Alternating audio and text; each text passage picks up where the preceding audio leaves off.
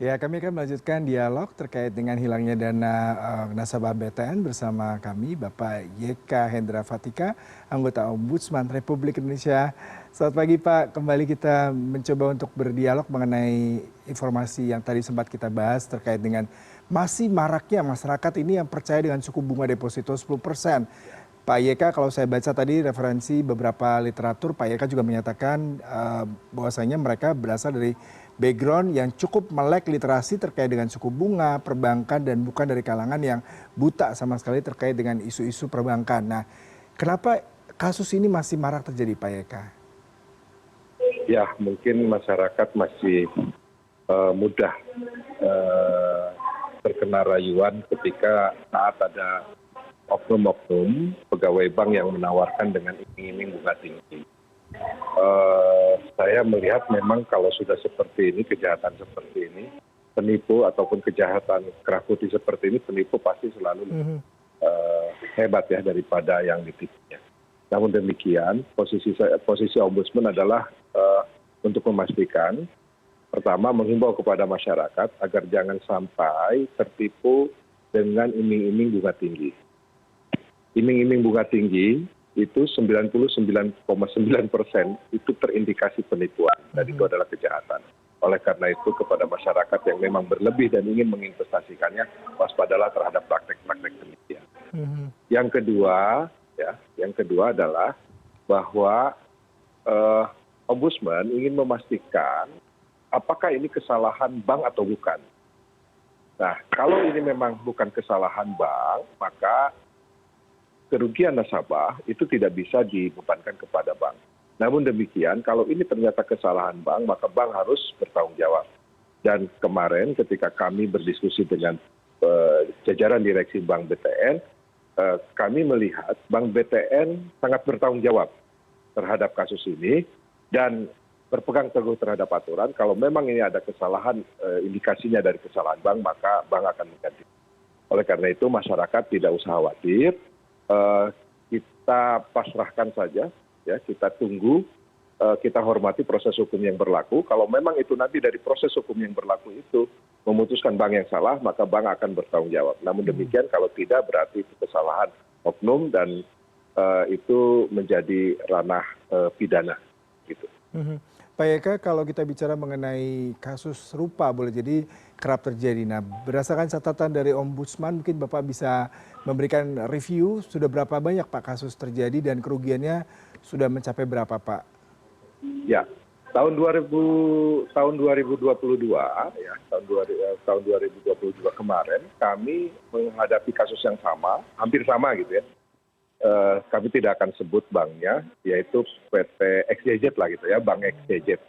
Nah itu tuh sama, modusnya deposito, tetapi tidak diakui sebagai produk bank. Namun demikian, karena ini adalah kesalahan dari bank tersebut, akhirnya uang senilai 15 miliar rupiah dikembalikan lagi kepada masyarakat. Terus berikutnya tahun 2023, ada juga kasus katakanlah di bank PT ABC, nah senilai 4,5 miliar rupiah. Namun demikian kasus ini bukan kesalahan bank, sehingga yang 4,5 miliar itu dibebankan harus diganti rugi oleh pihak oknum dan pengadilan menyita aset-aset oknum dan penjualan aset ini nanti akan dibayarkan kepada korban. Gitu. Jadi kasusnya baru 2 yang masuk ke ombudsman. Nah, makanya ombudsman melakukan mitigasi, jangan sampai kasus Bank BTN ini nanti lari ke ombudsman. Oleh karena itu kami berupaya untuk melakukan pencegahan terlebih dahulu dengan mencari informasi dan ternyata Bank BTN sangat bertanggung jawab dan tidak ada alasan masyarakat menjadi khawatir. Sepanjang memang membeli produk BTN yang sah, maka tidak ada kekhawatiran di sana. Pak, kalau tadi pernyataan di awal Bapak katakan dan juga dari pihak BTN sendiri mengatakan mereka tidak pernah ada bunga bank yang mencapai 10%, sehingga ini memang lebih kepada oknum mantan pegawai bank tersebut yang disinyalir melakukan sindikat. Nah memang ini indikasinya sementara masih terjadi kasus pidana. Nah kalau memang udah ranah pidana berarti memang diharapkan hanya pihak dari perbankan maupun ombudsman untuk mendorong dari pihak perbankan itu untuk mempertimbangkan adanya opsi percepatan lelang aset ya Pak ya. Lalu apakah ini merupakan salah satu langkah paling signifikan ya Pak untuk menyelesaikan kasus sengketa ini Pak? Ya, kalau nanti pengadilan memutuskan, proses hukum memutuskan ini bukan kesalahan BTN, berarti ini adalah kesalahan oknum pribadi. Ini ada persoalan pidana, dan khusus untuk kasus BTN ini, 2 oknum yang bersangkutan sudah dikenakan sanksi pidana berupa pemenjaraan, ya sudah dipenjara, dan sekarang sedang dimasukkan kasus perdatanya untuk membuktikan pertama apakah ini betul kesalahan bank dulu gitu kan. Nah kalau ini ternyata indikasinya bukan kesalahan bank, maka pengadilan akan menyita aset-aset dari oknum yang bersangkutan, dan dari situlah pengembalian dana masyarakat berpeluang bisa dikembalikan. Namun kalau misalnya nilainya masih tidak memungkinkan, ya berarti itu memang persoalan antara korban dengan yang oknum tersebut gitu ya. Ini memang negara pada akhirnya tidak bisa masuk ke ranah tersebut karena itu adalah proses memang kejahatan yang terjadi. Pak, kemudian kalau kita bicara di awal tadi dikatakan bahwasanya masih banyak sekali masyarakat tergiur.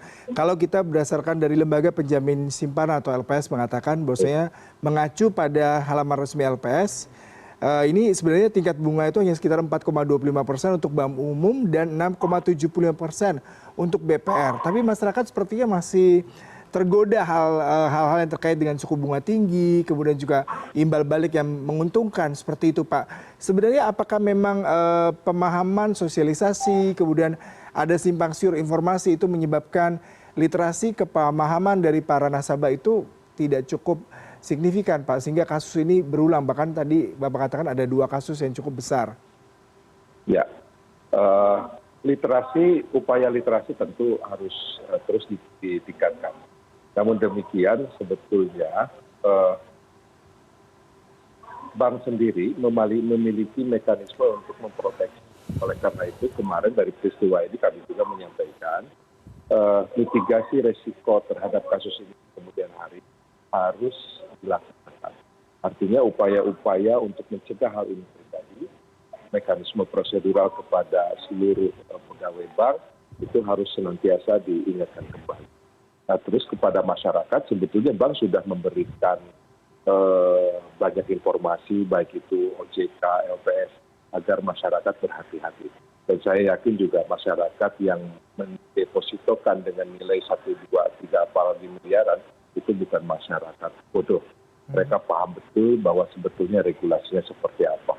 Namun demikian kejahatan itu selalu memasuki di celah-celah kelemahan-kelemahan yang ada. Bisa saja masyarakatnya memang beriming-imingi dengan sebuah tawaran yang sangat fantastis. Oleh karena itu kami ingin memastikan kepada masyarakat kalau mau bertransaksilah di tempat yang memang semestinya. Kalau misalnya mau daftar, mau membuka rekening deposito, ya datang langsung di bank. Nah, karena kalau datang langsung di bank, kedatangan kita sudah direkam, percakapan kita juga sudah direkam, siapa yang menerima kita juga sudah direkam. Nah, termasuk penerimaan buku segala macam direkam, nah di situ pasti tidak akan ada penipuan. Ini lain persoalan kalau seandainya itu memang mereka bertemunya di luar kantor.